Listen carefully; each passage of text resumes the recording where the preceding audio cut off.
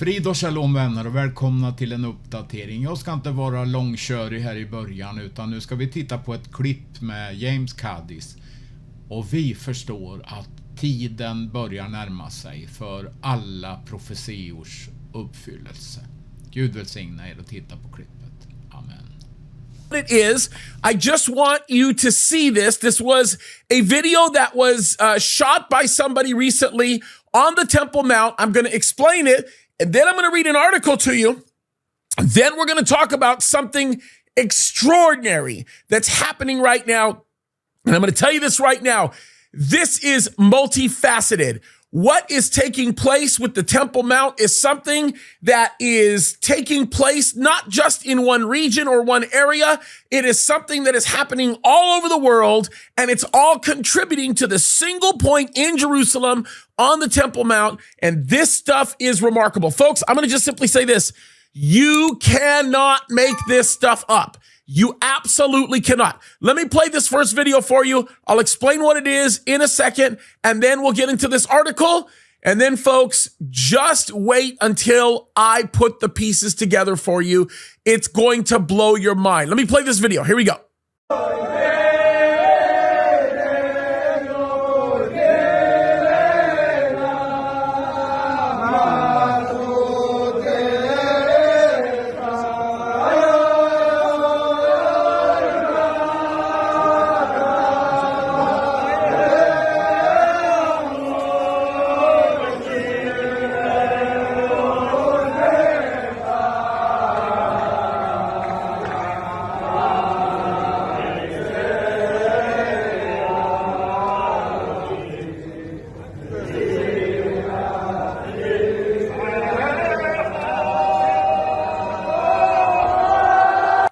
And in case you can't tell, yes, this is the Temple Mount.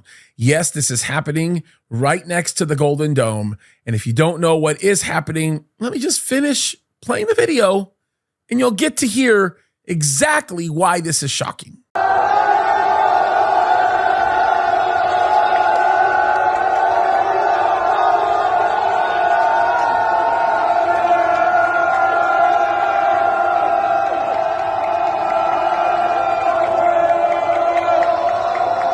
All right, folks, what you just watched are a bunch of Jews on the Temple Mount right next to the Golden Dome. Yes, we say Haram al-Sharif in Arabic, this Golden Dome, and they are loudly and very proudly, openly praying to the God of Abraham, Isaac, and Jacob. And folks, I'm going to tell you something right now.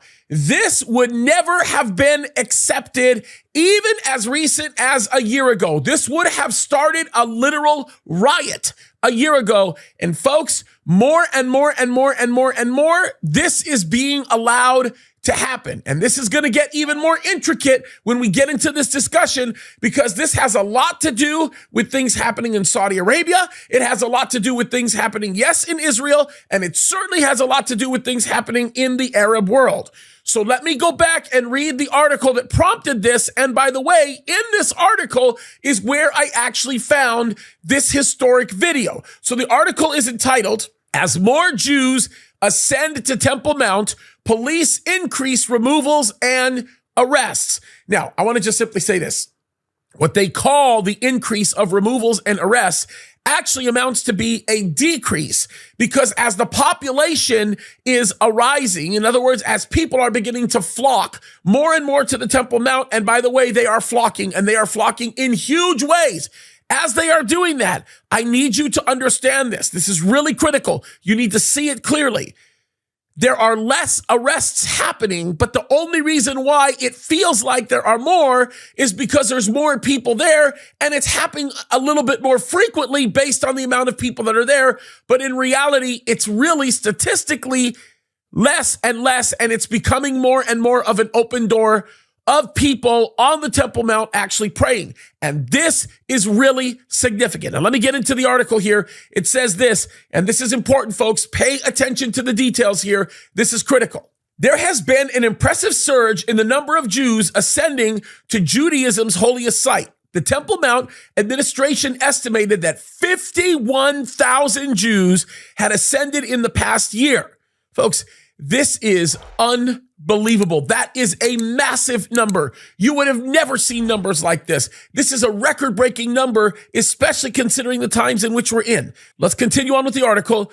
Beyadinu, a Temple Mount advocacy group, which includes Jews who entered the Temple Mount compound as tourists, set that number at 56,000, a record number of Jews at the site. Unfortunately, as the number of Jewish visitors to the site increased, so did the actions of the Israeli police. This year, there was a 95% surge in the removals and arrests as 237 Jews were detained or arrested. 2 years ago, only 93 Jews were arrested or detained. 118 Jews were administratively removed from the Temple Mount compared to 92 last year, an increase of 28%. The year before that, only 39 Jews were removed. Folks, here's the deal with all of this, okay? They look at 237 Jews being removed, which they call a 95% increase. But keep this in mind. When you look at the 93 Jews the previous year, or the 118 Jews that were administratively removed the year before that, or the 92 in the last year, which is 28% of the year before that, they're giving all these numbers. Those numbers are uniquely superfluous because the number of Jews entering the Temple Mount this year far surpasses all of the other years combined. And that's what's remarkable here. And the big picture is not the amount of Jews being arrested or removed or not arrested or not removed. The big issue here is how many people are going to the Temple Mount and not being concerned anymore about what may be the consequences. That's the part that's remarkable. They're returning. And this is a remarkable picture and something that we should be paying attention to. Notice what the article goes on to say. Tom Nisani, CEU of Bedinu, returning to the Temple Mount, stated, "We all call on Minister Ben-Gvir to demand that the police stop the policy of removals and delays." The Israeli police responded to the claim by basically saying any attempt to disrupt public order at the site is handled accordingly. Folks, look. The Israeli police are not going to be able to say this is a free-for-all. You all just jump in and go ahead and do whatever you want. Of course, they're going to say they're going to maintain order. But look at what Ben-Gvir has been saying. When you start thinking about the things that he's been doing and talking about with respect to national security, he has been making the Temple Mount the core center of all of that. And that is a big deal for a lot of reasons. Let me go on with the article and then we'll get into why this becomes even more critical, especially as we consider some of the other information that's coming out and the other things that are happening. Let's go on with the article. And let me just say this. This next paragraph is going to go to the point that I just made. Look what it says. Officials in the Ministry of National Security addressed claims over the past year regarding the increase in the number of removals and arrests, asserting that while there has indeed been an increase, the duration of the removals has significantly decreased. It was also noted that this year saw a significant improvement in the ability to pray on the Temple Mount, which was not possible in the past. Now, a lot of this contributes to why this is the case. First of all, the heightened security because of all of the terrorist activity over the last year. The Temple Mount has been a lot more sensitive and protected.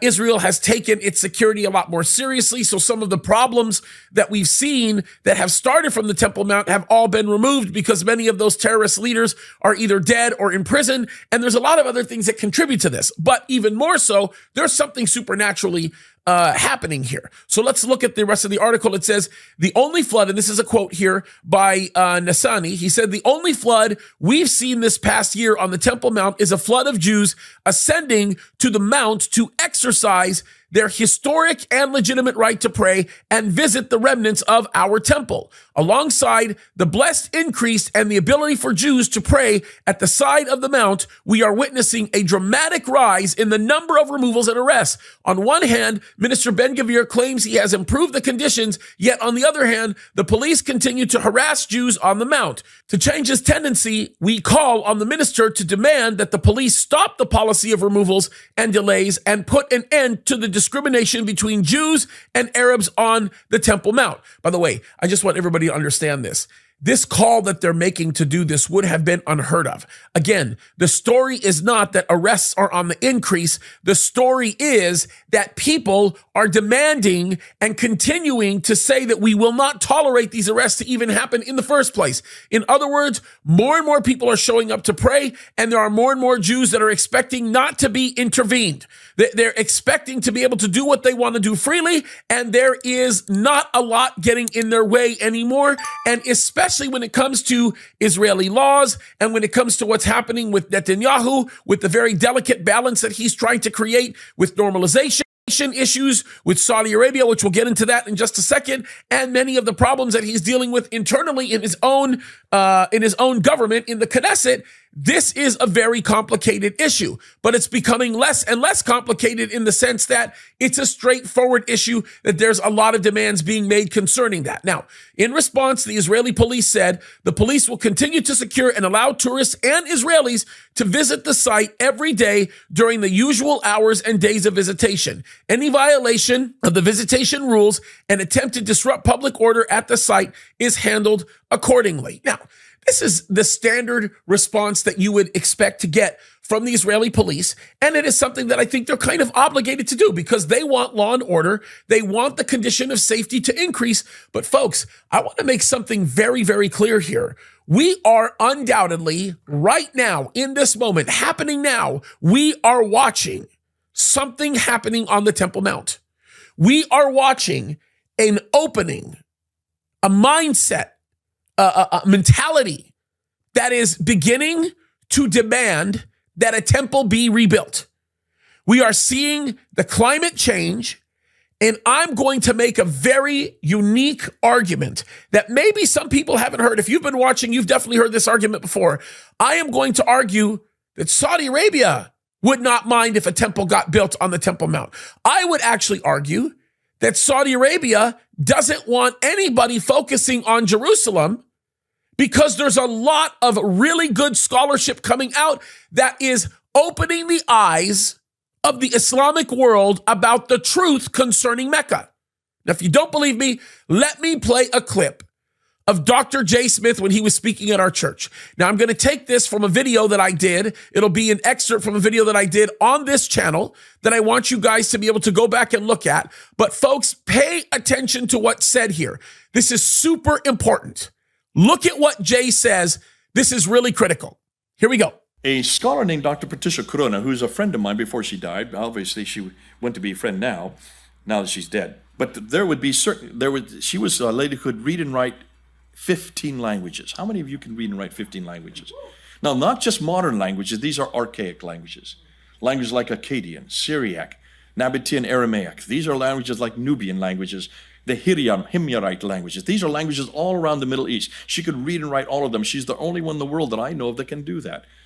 She is from Denmark, and she was teaching in the head of department at Oxford University when she started asking the question I just asked. Why is it we don't have any record of this city? Or what record can we find? Now, she would be the best place to find any record because she could read all the languages. So she went to all the documents from the 2nd, 3rd, 4th, 5th, 6th, all the way up until the 8th century and could not find one reference for any of these at this place called Mecca. She went to all the documents that were surrounding that area. Oh, she found lots of references to other towns, small little towns that are close to Mecca. She found references to Aden in the south, and to Sana, to Najran, to Taif, to Yathrib, to Khaybar, to Tabuk, all the way up to Petra. All of these are up on the Western Plateau. These are just little hamlets along the Western Plateau of Arabia.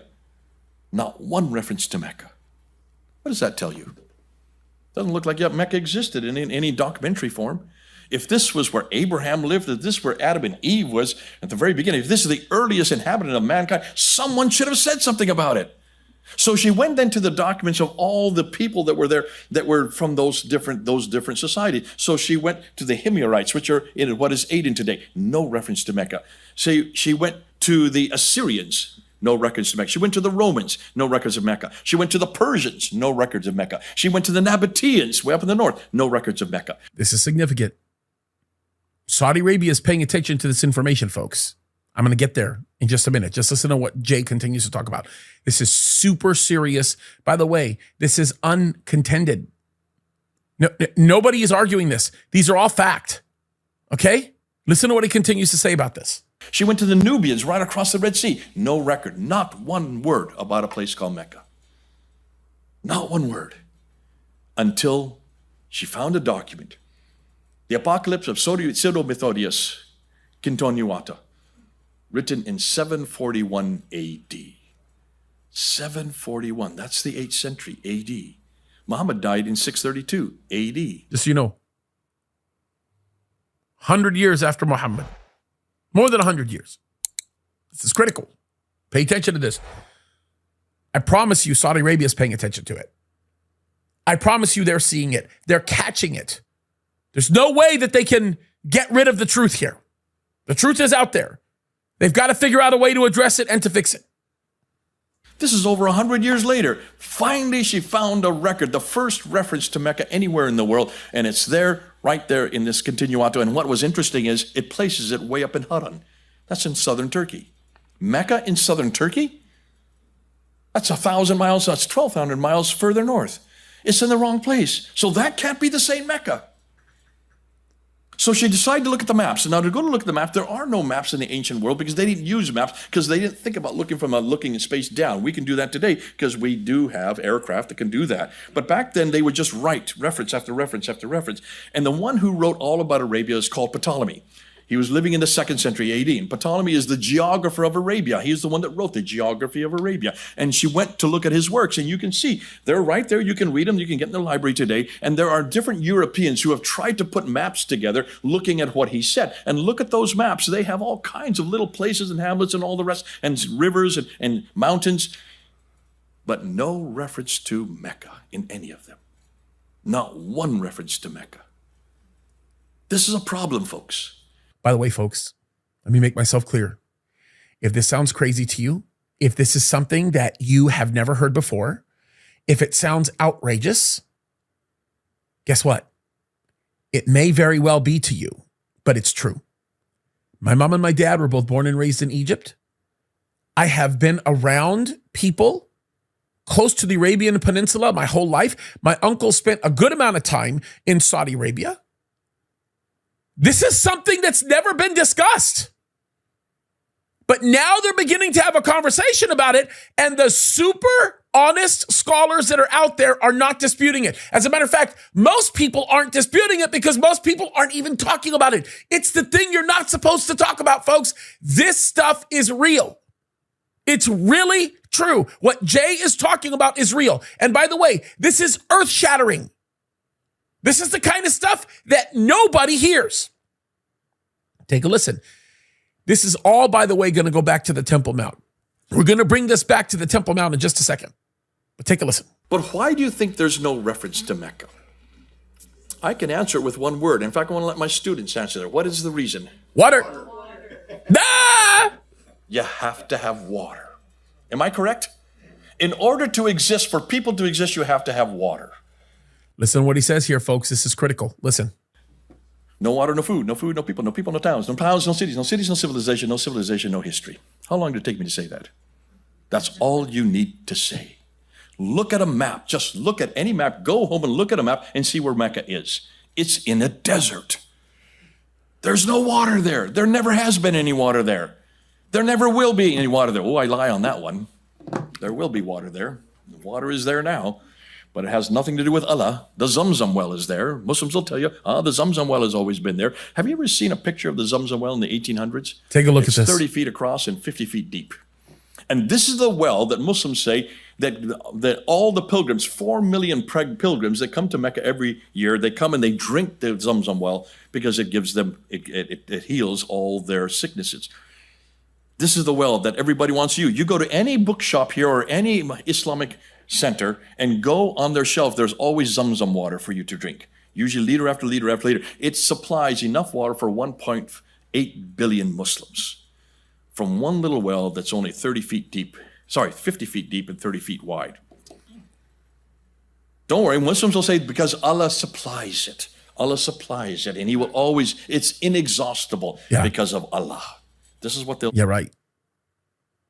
That's not true. You're going to find out right now. He'll show you. I'll show you. I'll show you the pictures. Watch this.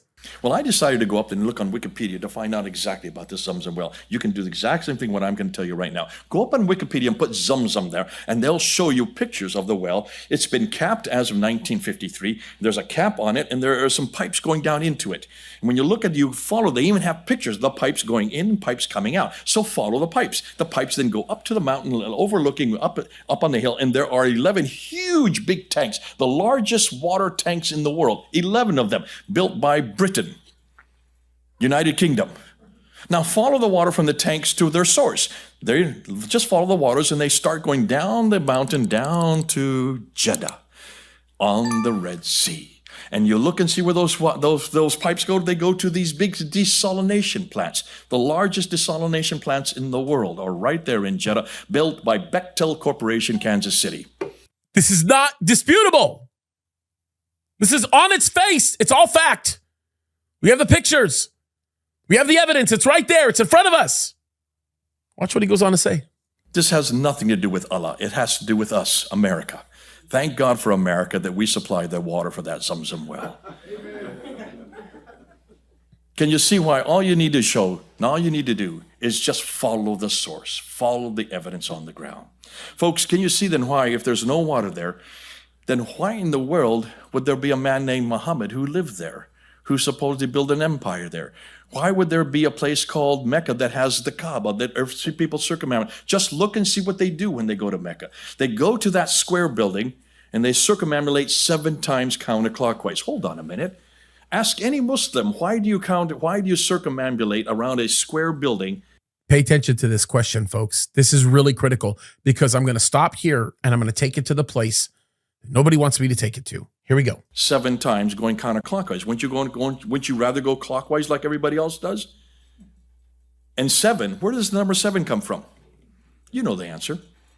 Jericho. Judaism. Jericho. And who circumambulated 7 times going counterclockwise? You said it. Go ahead, say it a little louder. Jericho. Jericho. It comes from Jericho. It's the Jews who do that. They do it, and where do they do it? And where were they doing it in the 7th century? And where were they doing it prior to the 7th century? Before the temple was destroyed, they did it at the temple in Jerusalem, Mount Moriah. Mount Moriah had the Kaaba. Kaaba is the same word in Hebrew. It means cube. I'm going to stop there. This is the very problem. This is the issue.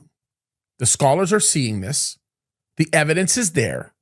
The place is right in front of us. Jordan is fighting like crazy to maintain guardianship over the Temple Mount because it wants to continue to have its place of leverage, especially in its assertion that this is a holy site to the Arabs, to the Muslims. And Saudi Arabia is very quietly and distinctly going out of their way to fade away the idea that the Temple Mount should be or is a holy place for the Muslims. As a matter of fact, as part of the negotiations and as part of the process that's involved with the normalization agreements, Saudi Arabia wants control of the Temple Mount. Why does Saudi Arabia want control of the Temple Mount? Folks, Saudi Arabia wants control of the Temple Mount because they know what Dr. J is talking about. They are aware of the truth about Mecca, and they don't want people taking their eyes off Mecca. They want people literally focusing on that place, and the only way they can do it is to get rid of the original location of the Kaaba, and that is the Temple Mount, Jerusalem. Now, they can't blow Jerusalem up. They can't wipe it off the map, but what they can do is say that the Temple Mount has never had anything to do with Islam, and it has everything to do with Judaism, so let's give it back to the Jews. The moment they give it back to the Jews, I promise you, one of the countries that will deeply push for the rebuilding of the Jewish temple will be Saudi Arabia. You want to know why? Because the very moment they can get rid of this symbol of the Ottoman Empire, right here where my finger is, and the very moment they can get rid of this lie, as they would call it, this is not even the real Al-Aqsa. The moment they can get rid of that, they can bring people's focus and attention back on Mecca. And it doesn't matter what the scholarship says, they will always be able to bring the modern day symbolic attributes that exist with the history that they claim in Islam to Saudi Arabia and keep it there forever.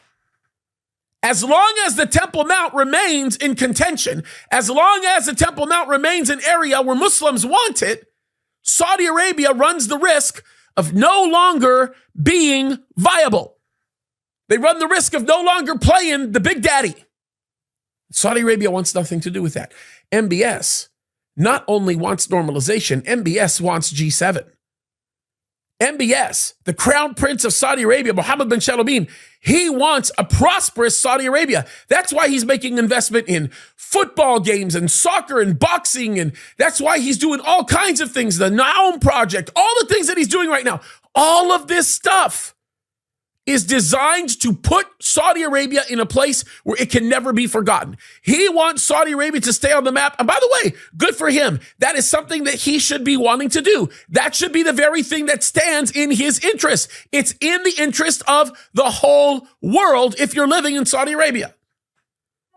If he wants to preserve Islam, if he wants to go out of his way to make sure that this is no longer an issue in the minds and the hearts of people as the scholarship is coming out, if he wants to make the point moot and superfluous, he has to be a part of enjoining the idea of worship happening on the Temple Mount. And by the way, let me make this clip myself very, very clear. If he can do it, and I think he will, he'll be successful. He'll be successful in making sure Islam always stays tied to Saudi Arabia for lots of reasons. Because the Muslims will begin to realize that they have nothing if they don't have Mecca. And they will do everything that they can to maintain the holiness of Mecca. And they will do it at the expense of letting go of the Temple Mount, especially if it's under the leadership of Saudi Arabia.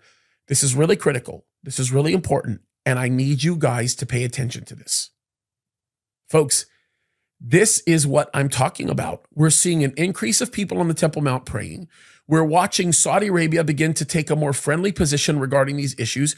We're watching this massive contention happening right now, where all of these changes are going on. And then we read in Ezekiel 38 that there will be a conglomerate of nations that will attack Israel, yet Saudi Arabia will be the nation that will stand in support of Israel and tell all these people, what in the world are you thinking? What's wrong with you that this evil would be allowed to enter your minds to do this? Beginning to make sense, folks? Look, here's all I'm saying. I think it's important for me to point this out. We are rapidly approaching the end times. We are in the last days.